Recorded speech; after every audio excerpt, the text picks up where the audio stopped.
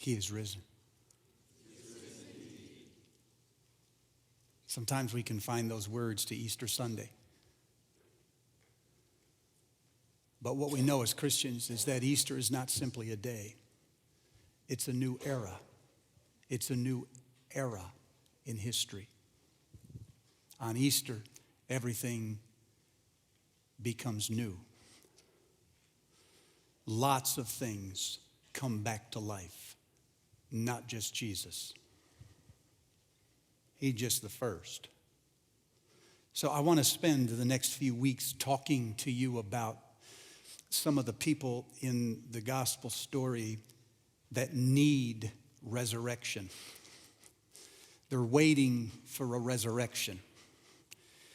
Even though Jesus has come back and they have heard it, and maybe even believe it, they themselves still need a rising. Today, I want to focus on Peter. You know that name well.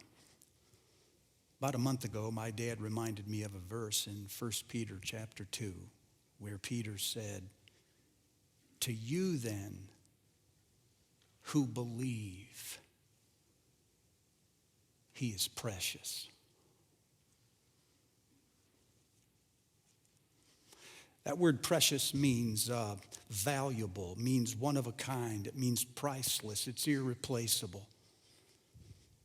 When you have something precious, you don't sell it, because whatever somebody would give you for it is not worth its true value. When you have something precious, you lose everything else before you lose that.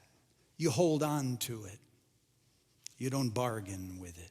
To you then who believe, he is precious, he's valuable, irreplaceable. Nothing that you have is worth what he is worth to you. He's precious. I got so caught in the language of that verse that I forgot who said it. It was Peter. It was Mr. I'll never deny him. I swear to God, I don't know the guy. That's the guy who said it. It's the guy who was so humiliated that he couldn't show up at the resurrection. That's the guy. The one that met Jesus on the beach afterwards, and while Jesus was cooking the fish, he couldn't look him in the eye. That's the guy. So for him to come back from that and to say, to you who believe, he is priceless. He's invaluable. Get rid of everything before you get rid of him. I want to spend time this morning talking about and to Peter. It seems strange to me, and it might just be a coincidence, that the stories of Judas and Peter occur in the same chapter in all four Gospels. Did you know that? Now, it might be a coincidence, as I say, because the chapters were added 1,300 years after the Bible was written, so maybe it just worked out that way, but it struck me. They're a lot alike, you know. They were both at the table that night that Jesus made these predictions, and Jesus predicted something about both of them. He told Judas he would betray him. He told Peter he would deny him. Both are forms of abandonment, and so both of them hurt Jesus immensely when they did their little act. And both of them got up from the table and sooner or later went into the night. Somehow, Paul would only notice the one and not the other. For Paul said it was the night he was betrayed. He didn't say it was the night he was denied, even though they were the same night. Some people have tried to find a difference between Judas and Peter. Some have said Judas is in the first degree. Peter is third degree. Some have said Judas was an act of malice and Peter was an act of weakness. I say If you're Jesus that night, what does it matter? Both of them have abandoned you when you needed him the most, and both of them have hurt you to the bone. I think the reason Paul remembered one and not the other is because of the way the stories ended. They didn't end the same. Both were forms of abandonment, but Judas, as you remember, came to his senses and brought the money. The 30 pieces of silver went back into the temple courts in front of the chief priest, the guy who is supposed to hear a man's confession. And he says, I've betrayed innocent blood. We like to demonize Judas, but I see a man that is broken. I see a guy that is on the brink. I don't see malice here in Matthew 27. I see a man in despair with hands trembling, looking at the chief priests, whose job it is to hear confessions.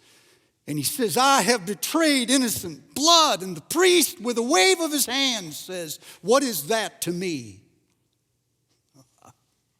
Oh, I don't know. It might be your job. He says, this is your responsibility. And I want to say, no, it's not. You're a priest. It's your responsibility, not his. Judas is overwhelmed. There is no pardon. He takes the money and he throws it on the floor of the temple. Did you notice that? The money used to betray him ended up on the floor of the temple. And he went out and he hanged himself. Peter's story is a little different. The night that Jesus predicted Judas would betray him, he also predicted Peter would deny him. Peter said, Lord, I'm ready to go to battle for you. I'm ready to fight for you. I'm ready to die for you. And Jesus said, no, in fact, before the rooster crows one time, you'll deny me 3 times. I think sometimes we think about denial as an act of malice. We think of it as an act of aggression, as it's a form of disavowing ourselves from somebody. So whenever I'm uptown, for instance, or I'm a teenager at a cafeteria, or I'm a businessman in a meeting, and somebody mentions, hey, are you a follower of Jesus? And I say, no, I don't know him. That must be a form of denial. And I guess it is, except that stuff never happens to me. It probably don't happen to you either. You probably don't get called out that much. My goodness, some of you work in Christian universities. You better be a follower of Jesus. But when I look at the word, what I notice is it has a wide variety of meanings. It means different kinds of failures. So one of them is a disavowal. It's a rejection. It's to say to somebody, I don't know who that person is, even though you do. It's a complete contradiction of your loyalty to one person. But that's not all it means. It also means to act or speak in ways that are inconsistent with that person. So for instance, when Jesus tells you to deny yourself, those are his words, and it's the same word. He's not telling you to deny that you exist or that you even know yourself. He's telling you to stop acting in ways that are in your best interest and start acting in ways that are in his best interest. That's why he says, if you'll come after me, you must deny yourself, take up your cross, and follow me. You must deny yourself before you follow me. You must do things that are in my best interest, not in yours. And so it starts to broaden the meaning. of what it is to deny him. So let me take you back to the night. I read it differently now. The night that Peter denied him, he was at the table when Jesus made that prediction. Peter said it would never happen. Jesus and Peter have very different views of Peter's character. After they get up from the table, they go out to a garden. Jesus starts to pray. Peter falls asleep. It's like you've fallen asleep in one of my sermons. About that time, the guards show up. They're going to arrest him. Peter knows exactly what this means. If they succeed in carrying him away, it's game, set, and match. Over. So Peter reaches in, pulls out his sword, and whacks off one of the guard's ears. Jesus reaches down, picks up the ear, puts it back on the man's head. Then he turns to Peter and say nothing to the guards. He turns to Peter, the one defending him, and says, "Put away the sword." And then in my mind's eye, he turns around and puts his hands behind his back, and they tie him up, and they walk him away. And Peter is standing there in the garden, still holding his sword, wondering why Jesus isn't acting like Jesus.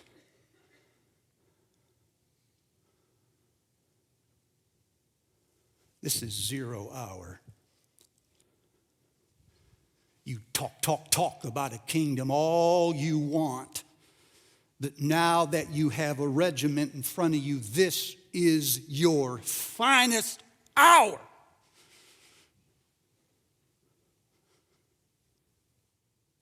Takes a knee.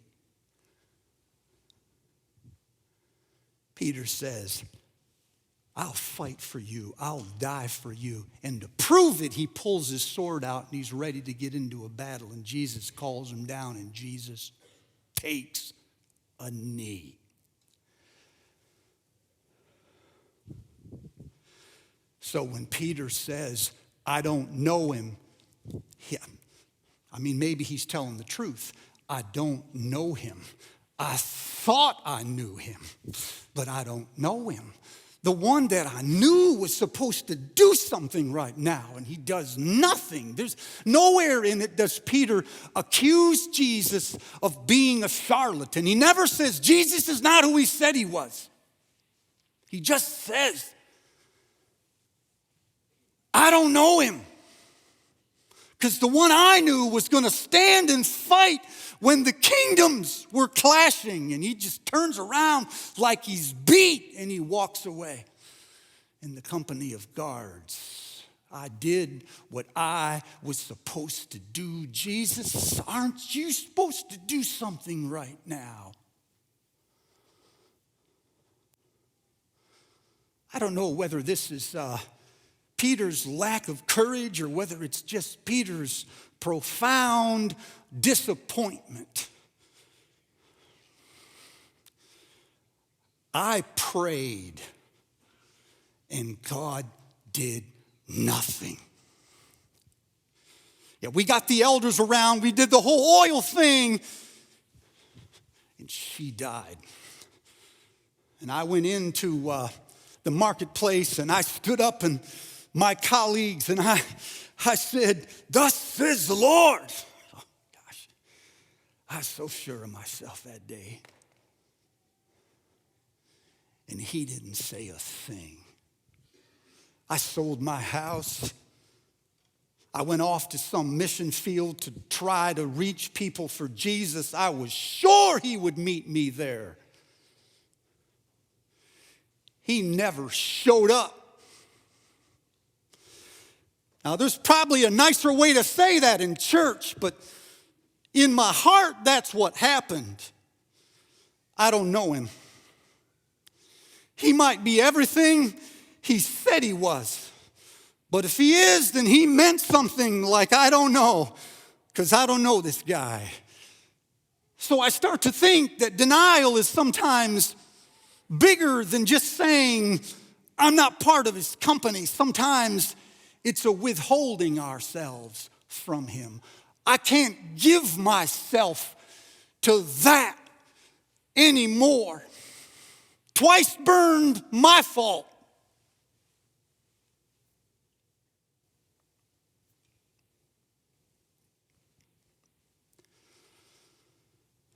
Anybody here this morning in that situation? Yes, Sunday school got you all high about what Jesus can do. He turns around, takes a knee. When are we gonna win?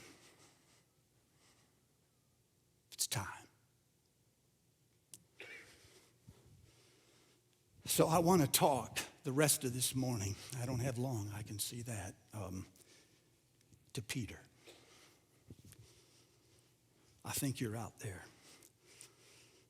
I want to talk to those of you that feel the profound disappointment, those of you that you were sure one moment you'd never do it, and then the next moment you did it.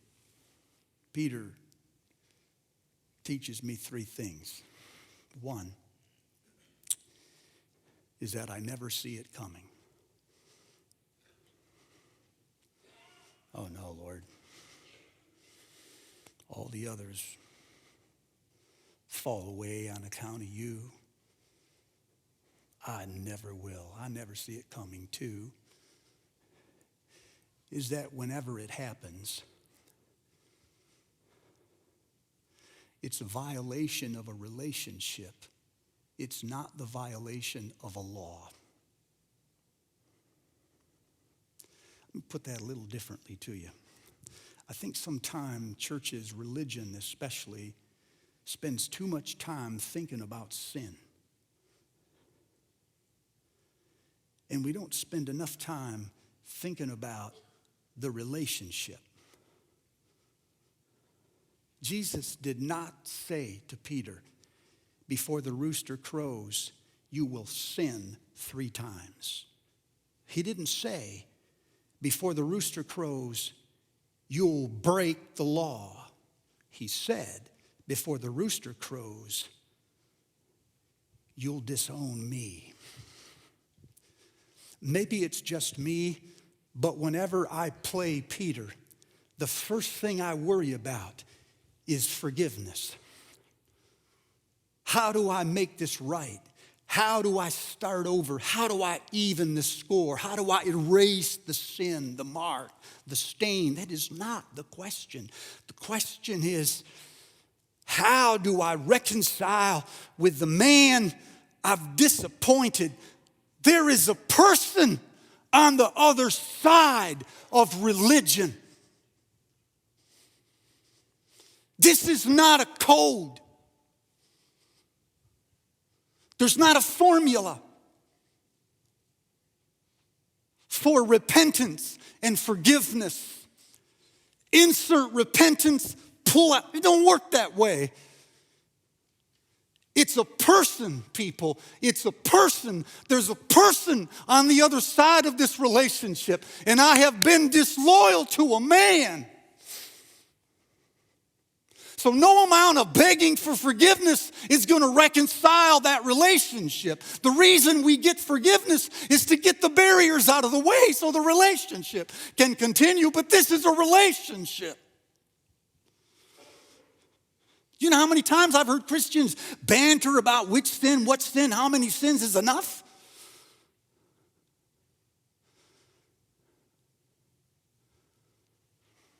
Third, I always learn that when I do the Peter thing, it's never what happened. It's what happens next. This either ends like Judas or it ends like Peter. Can I talk for a moment to some of us in the room that I think might be on Peter's trajectory, and we don't know it.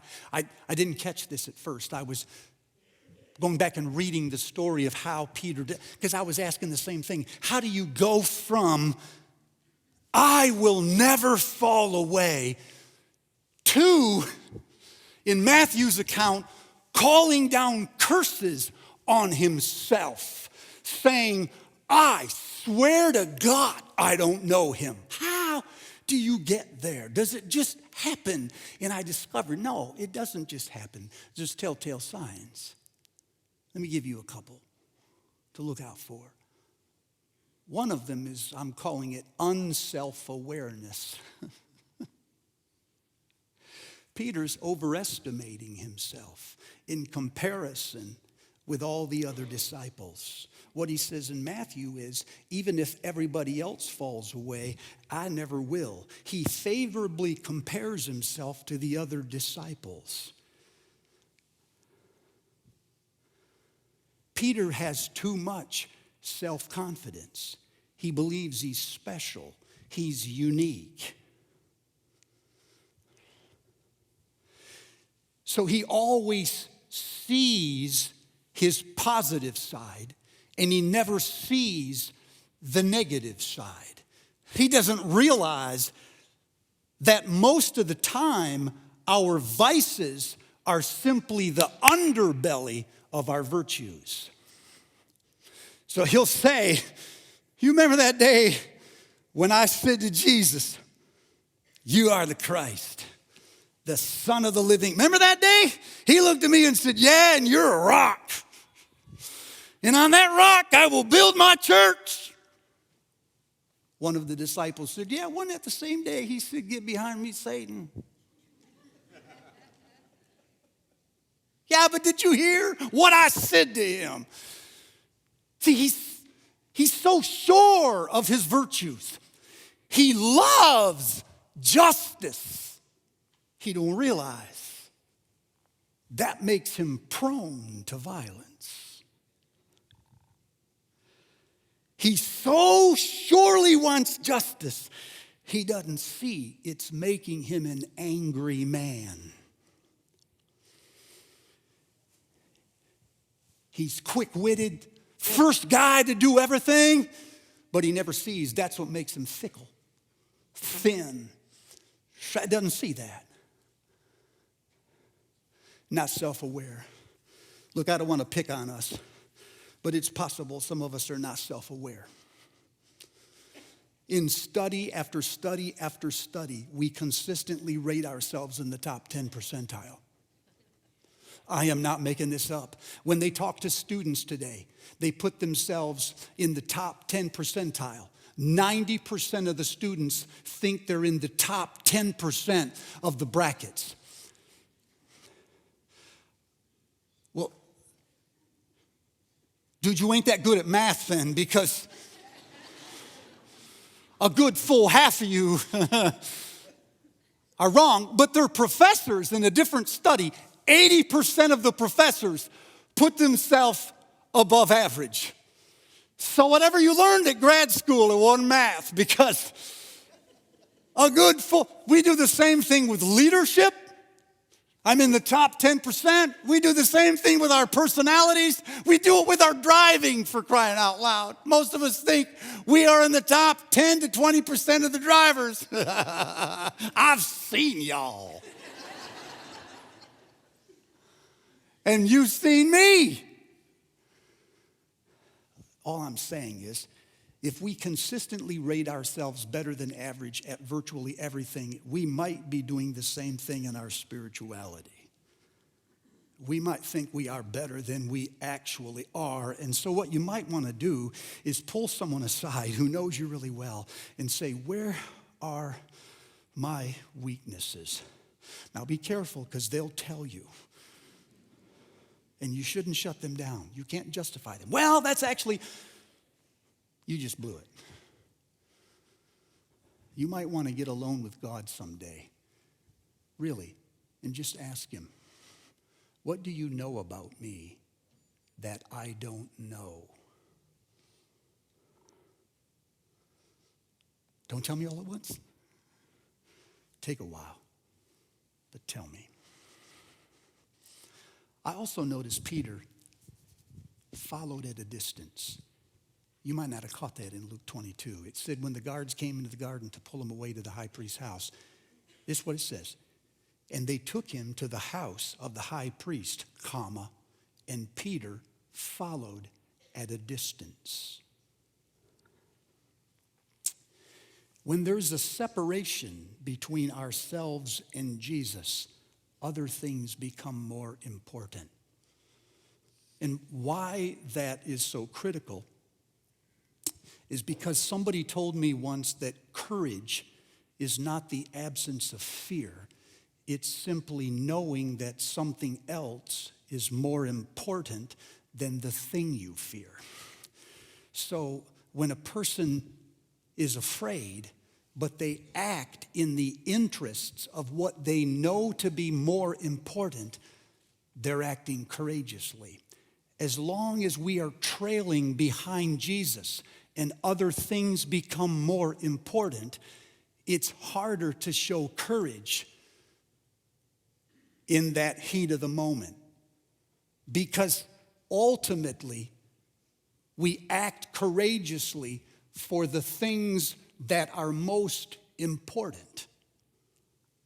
Third, I noticed that when Peter followed Jesus into the high priest's courtyard, he went over and he found himself a fire.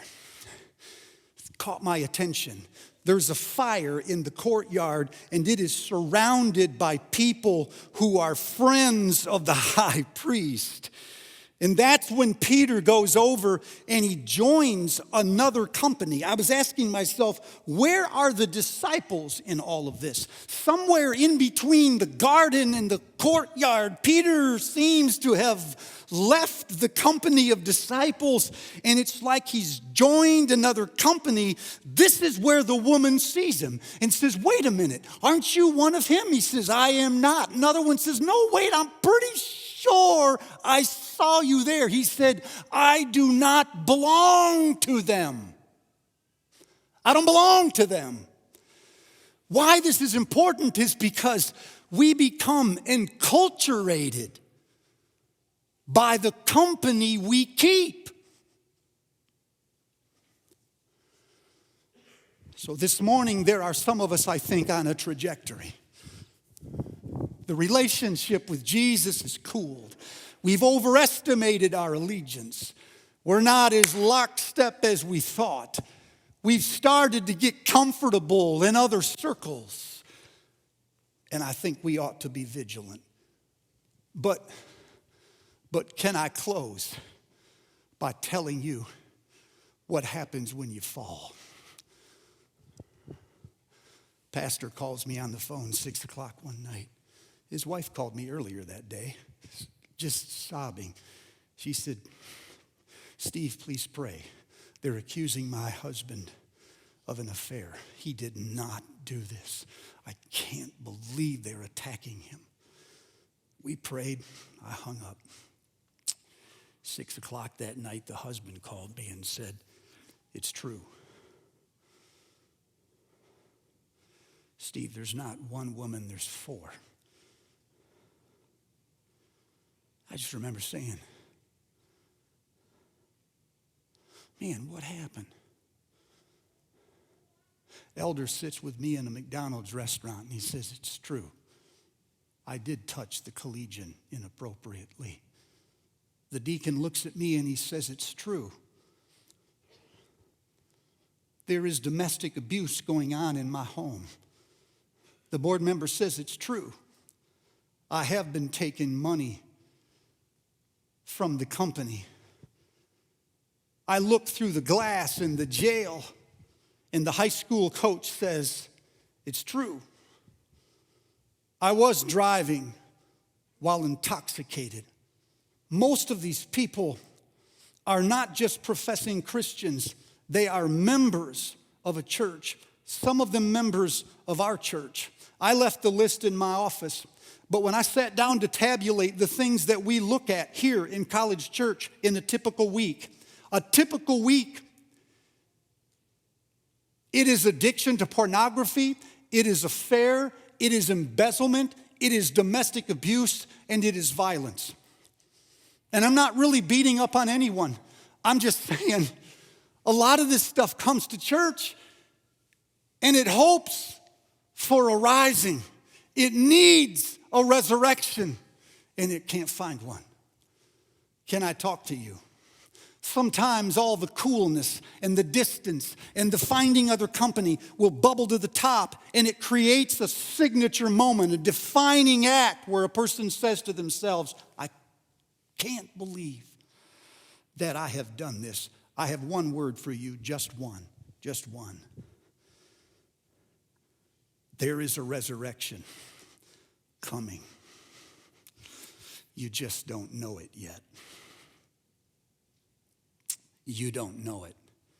But Jesus is still looking for you. One of the great stories in the Gospels is in Mark chapter 16, where Easter morning, the women go to the tomb and an angel is there, and this is what the angel says to them. Go tell his disciples, and Peter, that I am going ahead of them into Galilee. There they will see me, just like they said. Somehow, the angel says, make sure when you go that Peter hears this. I've come back from the dead. There's going to be a resurrection. And Mark is not the only one to catch this. Luke catches it too, because he said the night that Jesus walked on the road to Emmaus, got in the house, he broke the bread, and when he did, their eyes were opened. And the disciples went and found the company of other disciples. This is what they said. He is risen indeed, and he has appeared to Peter. And in 1 Corinthians chapter 15, Paul even caught this. He says, what I learned, I pass on to you of first importance. Jesus Christ was crucified.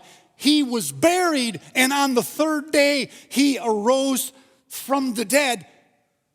And he appeared to Peter, then to all of the other 12, and then to 500 more people at one time. Somehow, Jesus makes a point of looking for Peter after Peter is done looking for him. If you're in that category, you got to know there's a resurrection. It does not matter what you've done. Your story is that of Peter's, not Judas's. There is coming a day when you will see him. You will see him. All you must do, this is his resurrection, not yours. All you must do is wait for him. You want to leave the community because you're embarrassed. Stay in the community. Keep using the means of grace, the reading of Scripture, the taking of the sacrament, the praying to God. Find people who know him well and get alongside them and ask them to listen to you and pray for you until Christ appears again. This is why Peter, at the end of his life, I don't know where the other disciples were, but Peter said, he has given us a new birth into a living hope through the resurrection of Jesus from the dead. He gave us an inheritance that can never perish, spoil, or fade, kept in heaven for you. Just reach in and take it out. Who through faith are being kept by the power of God. To you then who are precious, who believe, he is precious. I don't know where the other disciples were, but here is a man after his own resurrection comes back and says, to you who believe, he is precious. I'm not saying I will never fall again, but I am saying I will never make that mistake again. Not that one. He found me. Would you bow your heads?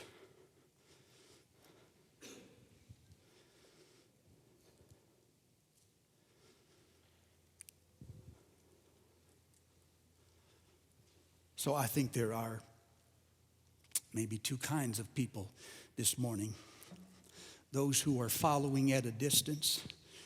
You've overestimated your loyalty, your spirituality. You thought you were safe. Maybe you're hearing the Spirit say, pay attention. Keep in step with the Spirit. Don't grow cold or lax in your fervor. And I'm speaking to people who've blown it. You failed. You did the unthinkable. And you're embarrassed. You don't want to see people. The church feels to you like a standard. Can I tell you this morning, the church is a shield. We are there to protect you until the rising. We're there to pray for you until you see him. Stay in the body of believers, not away from it. Yours is the story of Peter.